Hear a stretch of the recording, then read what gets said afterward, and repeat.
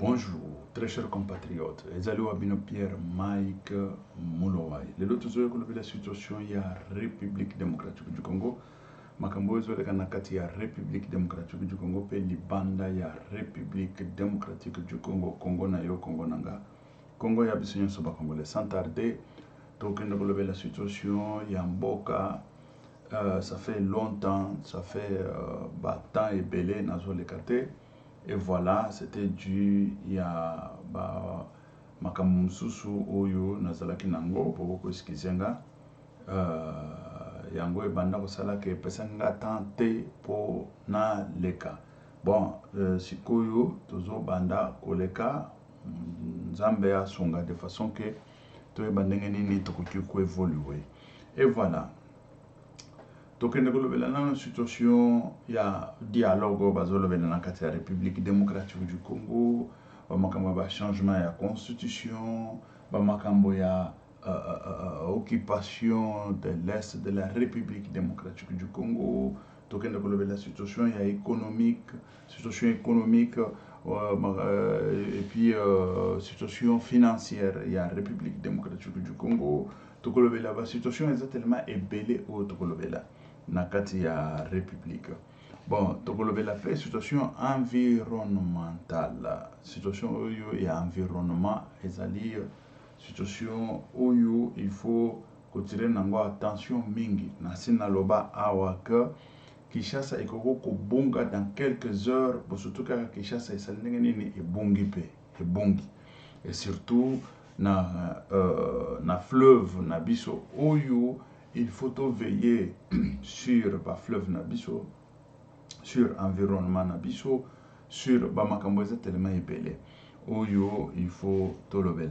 Mais sans tarder tozokende koloba tozokende na komona ndenge na kati environnement mwa ndambo ya mwa effort ndambo. Vous excusez nga très chers compatriotes, moi effort ndambo e bandi. Mais ce qui babanda qui effort oyo na premier mandat, na première année, ya premier mandat ya Félix Antoine Tshisekedi Tshilombo, on serait un peu très loin na makambo ya environnement. C'est maintenant tokomi komona que babandi moi kotia moi ordre. Mais écoutez, même moi ordre nyonsoana, ce n'est pas suffisant. Quand on nous parle par exemple de gestion des déchets, ezali spécialisation mobimba, ezali situation moko oyo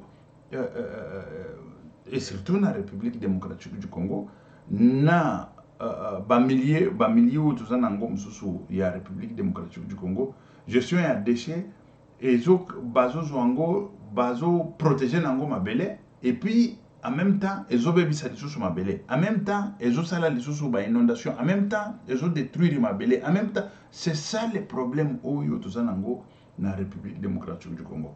Mais gestion des déchets ezali nano esalemite nano esalemite wana mokolo mosusu tokolobelaka yango mingi po nayana décortiquer pourquoi nazoloba nano esalemite et pourquoi nazoloba ke ezoboma lisusu ezosala lisusu ba inondation, pourquoi nazoloba ebele pe boyebi ke ezosala ba inondation parce que ezoboucher ba canalisation, ezoboucher ba nani nyonso wana ba ale nyonso ya ba mai ya ba lo ezali bloqué boyebi yango. Bon, sans tarder tozokende na lombangu tokende tolobela na situation économique na République démocratique du Congo. Natalaki mingi ba pays presque ya planète, ba pays ya Afrique de mawa mingi. C'est vrai que moins évolution et koko zala na ba pays mususu, mais je vous dis que il faut tout ça là ba effort oyo il faut tout ça là, il faut ba oyo bazana bokonzi ba ndenge nini on peut signer des accords, ba accord nini oyo qu'il faut signer, ba accord nini oyo ko favoriser la République démocratique du Congo en particulier ou tout ça dans la Colobel. Mais en Afrique, tant bazotanga ba G20, quand vous parlez de G20, même pays moko et Afrique ezate. C'est dommage. Même Afrique du Sud azakunate. Même Afrique du Sud azate.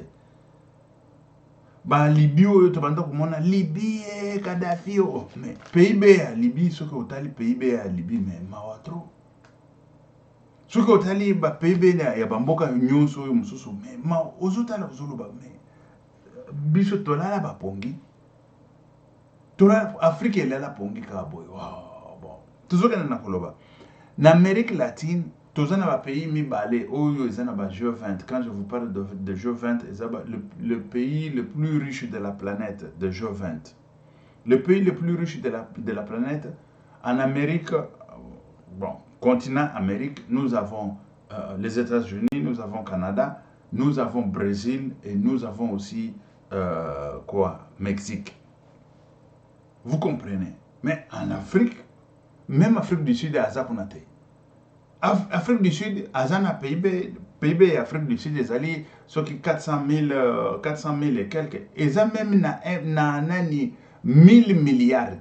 Ils ont même 1000 milliards. Ils ont même la moitié à 1000 milliards. Mais, tant que nous avons le Brésil, Azana PIB, Oyo, ils alliés, ils ont la face na Canada. Tant que nous avons le Mexique, azokende na kosala face pe na Canada, face na ba Espagne, na ba nani, ba pays pe ebele oyo ya poto, ezosala na bango face te. Ba pays ebele ya poto, ba pays ebele oyo toyebi, ba pays ya Union européenne. Et la 5 pays seulement oyo eleki Mexique. Mais Mexique, c'est le pays le plus riche de la planète. Quand on parle du pays le plus riche de la planète, il y a Mexique. Le G20, quand on vous parle de G20, Mexique est là-dedans. Il occupe, je ne sais pas si c'est 10e place pour le moment. Il occupait 12e place et Mexique est en train de monter. Aujourd'hui, Mexique, il occupe 11e ou 10e place. Une histoire comme ça. Il a au moins 2000 milliards 300, une histoire comme ça. 2000 milliards et quelques. Presque avec Nani Espagne. Brésil, Azali, presque. Brésil avec Canada, c'est la même chose. Brésil, Canada, ou je ne sais pas, avec Italie, je ne sais pas avec quoi, la même chose. Mais si je dis pourquoi en Afrique, tofandi PIB ou ce qui bat, même na 100 millions de 100 milliards, pardon. 100 milliards. Mais vous avez déjà 1000 milliards, 2000 milliards. 2000 milliards. Ça c'est Brésil. Brésil, 2300 milliards. Canada, 2300 milliards. Brésil et Canada, c'est la même chose. Mais chez Bissot, pourquoi? Parce que tofandi totekaka mabele, totekaka minéré, toteka minéré, tout ça. Mais écoutez, Mokolo Félix a kotaki na Bokonzi. Moi, je m'attendais que Félix, il va nous amener dans de grandes écoles. Tozaki na no banamike, ya kitoko kindekotanga, na ba école. C'est ça qu'on attendait de cet homme-là. On attendait de cet homme-là qu'il va nous amener dans de grandes écoles.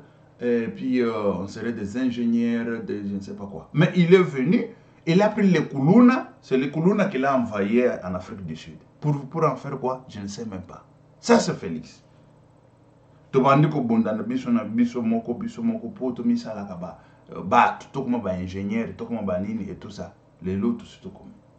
Tout ça na ba biloko tuzo betawa na koche la bino bokende bomona. Informatique et télécommunication. Mais chez Bissokona, aux autres na poste et télécommunication, mutumoko boya asala nani droit. Ba ministre, mais asala droit na télécommunication. Bazana ba confusion ya kala. Des années, je ne sais pas combien. Quand on vous parle de télécommunication, aujourd'hui, quand on vous parle de télécommunication, c'est ezali numérisation ezanakati kuna. Et c'est ça télécommunication même. Informatique et télécommunication, c'est ça. Parce que ce qui est informatique et télécommunication, exact, bêta tout d'abord en Suisse. Pam, okoyoka informatique télécommunication de base biloko nyonso ezoya wana okoyoka gestion des datas data sciences data analysis data et tout ça yango ezoya parce que nani informatique et télécommunication ezali soki yango eza te badata ingénieur datas ekozalaka te badata sciences ekozalaka te banani nyonso wana ekozalaka te mais bazo continuer na banani wana bazozwa mutu asali droit pa toujours kaka poste et télécommunication. Mais poste et télécommunication c'est quoi même na bandi kotala yango mais biso totangi télécommunication eza biloko wana te bon télécommunication peut-être ya ba année ya kala ya 1960 toujours mona bazokende na kasoka Cameroun soki wapi bazokende kosala ba conférence wana ya télécommunication maître mais dit un maître c'est lui qui a fait droit en télécommunication. Amen. Mais moi je vis télécommunication, je sais c'est quoi informatique et télécommunication.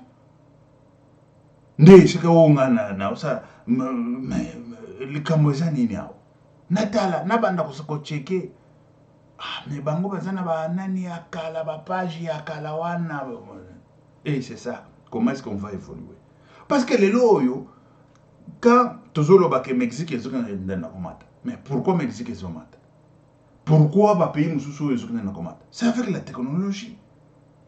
La technologie est nini technologie ya biso ozomona bazokene taya ba élection bazokene kosomba ba basomi ba kiti na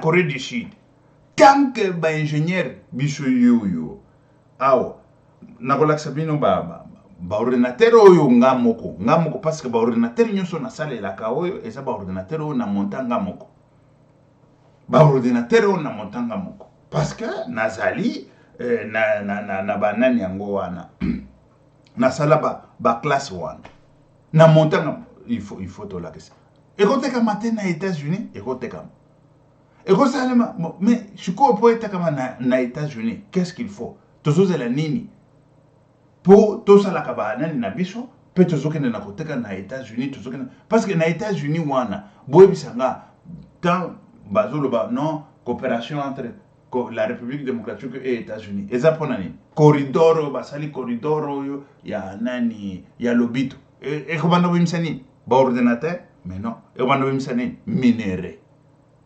et comment on bimisa nini otokokende koteka na États-Unis mais c'est ça non. C'est ça la télécommunication. Il faut te bando bimisa. Zela na laksabino ba biloko oyo ngamoko na monta ngamoko na monte.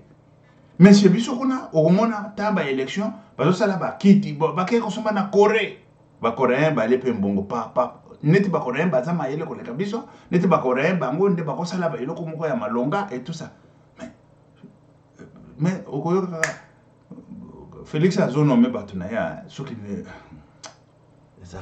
botala mais c'est la technologie na éviter ne tenez pas rigueur yango wana tala engangola ya plan oyo azali ordinateur oyo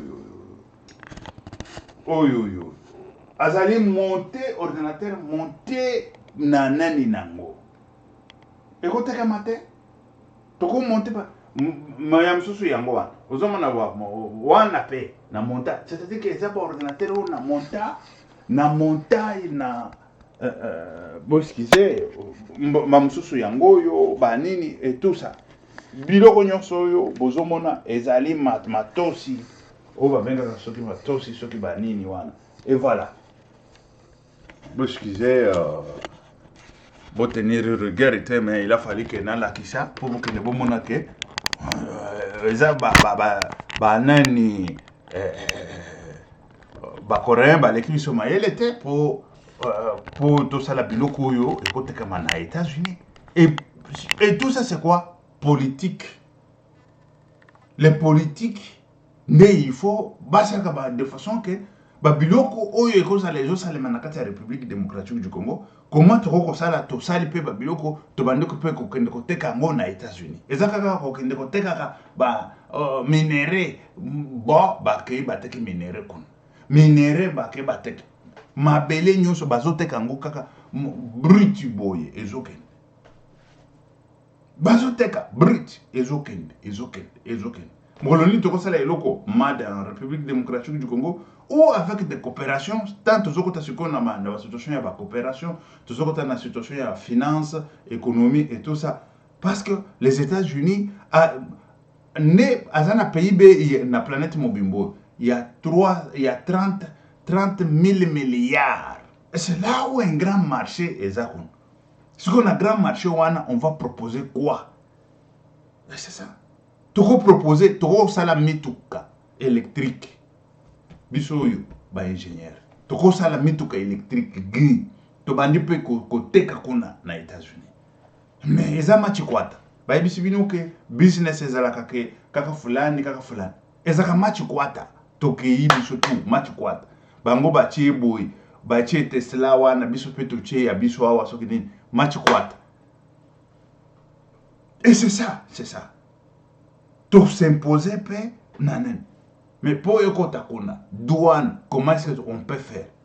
Il y a relation bilatérale, latérale. Signer libre échange et tout ça. Libre échange avec les États-Unis, exact. Mais tu as signé libre échange avec le Mexique.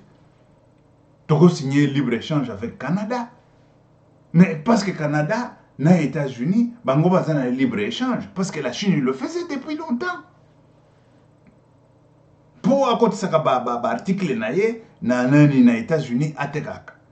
Mais biso to fandi yebisanga que quelle est la politique oyo esali ezosalema que pour to fondre ka ba moi industrie na République démocratique du Congo. C'est comme si c'est la magie de mundele au Japon nini pas même japonais ba coréen de ba ko sala biso ba kit électrique ya élection mayele na mutwa ezate bazui ba millions nyonso wana bake ko boka ngo siku wapi na Corée po bazo sikoyo soki bakiti wana biloko wana ya o biso nga na ko monter yango na République démocratique du Congo to monter bana nyonso wana to monter yango bazokende kovamisa banani bacoréen comme si chez biso bon nayebi ba ingénieur babimaka na Congo bango basalaka babiloko wana te, mais biso tozobima libanda awa musala oyo kozwa ezani ezaka yaka monte awa omonte pam musala awa nani ba chips 7 wana ekosalema nango. Même na États-Unis wana ba chips 7 wana basalaka ngo na États-Unis te ebimaka libanda. Et comme sikoyo bango ba monte bazui ya bango pe o basali bandam na ba monte basali loko mad in USA.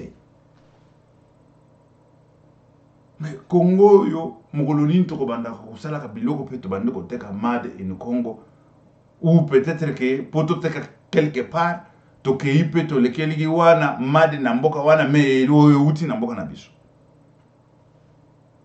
Ba batterie oyo électrique oyo c'est biloko mécanique. Batterie électrique. Très chers compatriotes. Bon, et c'est ça. Parce que makambo nyonso soki na lingi na loba ngwawa bato bakomona comme si na osala comédie, mais ça comédie te. Et c'est ça. Mboka il faut emata. Tozana PIB ya biso est tellement faible moko boye. Il faut emata même je ne sais pas, combien? Fa 100. Oyo eza wana PIB wana. Fa 100, pas même fa 100. Même fa 200, fa 300. Il faut te matcher ça. Toteka kanini. Tout quand même que toteka quand même bakakao, toteka bon parce que sur le plan international, ezana ba pays yo basi ba nani ba pesa bango ba agriculture. Chaque pays agriculture fulani po ba bakandinga nini bango pe bako s'en sortir po bali aka et tout ça. C'est vrai. Mais ce qui est en agriculture, sur le plan seulement, il y a Afrique. Mais tu connais Afrique, moi bien. Mais agriculture, et l'autre côté. Bah, il y a agriculture où il y a Congo, Masango. Mais Masango, il y a Zambie. Où il y a Katanga, il y a Zambie. Zambie. Mafuta, Zambie. Savon, Zambie. Na savon, oyo, pour fabriquer kaka savon, Zambie. Bato yo laquelle bango mabe congolais laquelle ye mabe congolais laquelle ye kaka mabe boye ou laquelle ye mabe to vendre on minéré tout ça même minéré ango tozo minéré mais to lambango to bimisa biloko ezali fresh oyo ekoki kokende to bande pe ko sala pe Chine mususu ya sika Chine mususu ya sika na Congo au moins ka diplôme belé siko bato a droit ba kotitina télécommunication Félix a nommé bango Félix alobaki afandaki na nani na première dame non pas première dame na nani premier ministre na ya mama wan bafanda na siko bango bakumi ressources humaines mama wana ya kuma ressources humaines sikoyo premier ministre ya kuma ressources humaines azoloba oyo ministre oyo na télécommunication bazokende ko bombarder biso muto asala droit na télécommunication. Vous êtes malade. Vous êtes malade. Ngana sali télécommunication, informatique et télécommunication. Il y a rien en Suisse. Vous allez voir. Tapez là en Suisse là-bas.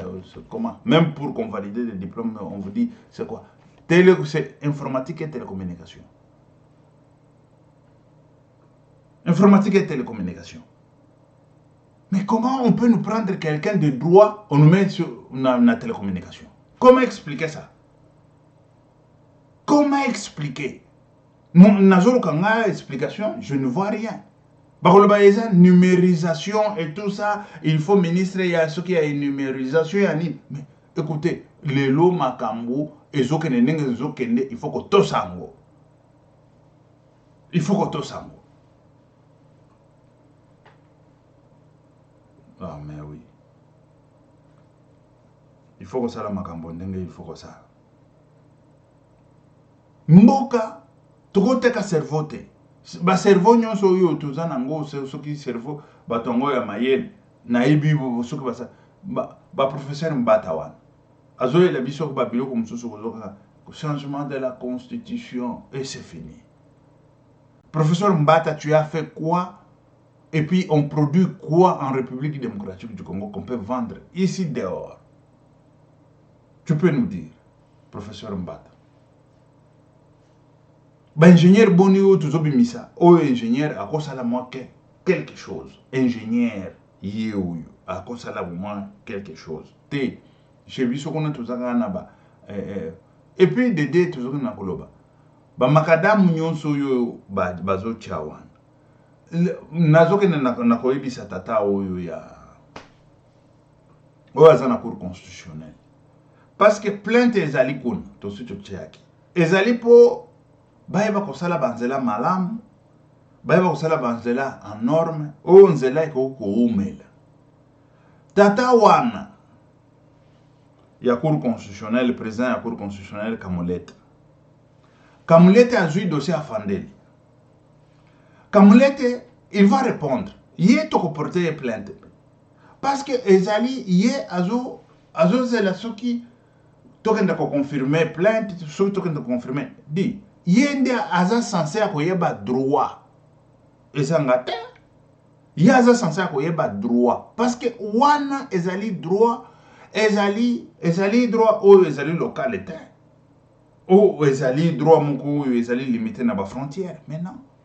Ezali crime contre l'humanité. Quand vous parlez de crime contre l'humanité, c'est là, ça dépasse des frontières. C'est là, je dirais, ezali pouvoir moko oyo ezali bon. Toloba, nazo kende kotona Kamulete. Kamulete, yo salaki droit.